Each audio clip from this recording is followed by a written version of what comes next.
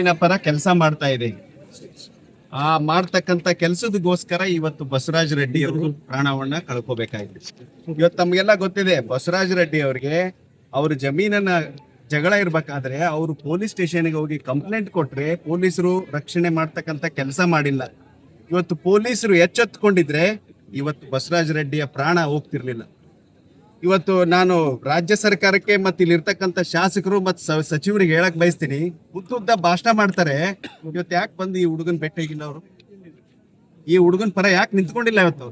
ಇವತ್ತು ಅನ್ಯಾಯವಾಗಿ ಇವತ್ತು ಪ್ರಾಣ ಕಳ್ಕೊಂಡಿದ್ದಾನೆ. ಒಂದೇ ಒಂದು ಕ್ಷಣಕ್ಕ ಪೊಲೀಸರು ಎಚ್ಚೆತ್ಕೊಂಡು ಬಂದು ಅಲ್ಲಿ ಬಂದು ಅವ್ರನ್ನ ಓಡಿಸಿದ್ರೆ ಮುಗಿದೋಗ್ಬಿಡ್ತಿತ್ತು, ಒಂದು ಜೀವ ಉಳಿತಿತ್ತು.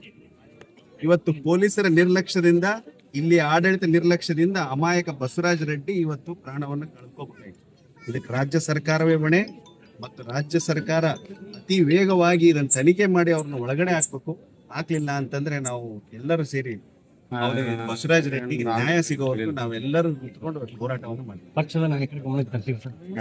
ಪಕ್ಷದ ನಾಯಕರ ಗಮನಕ್ಕೆ ತಂದಿದ್ದೀವಿ.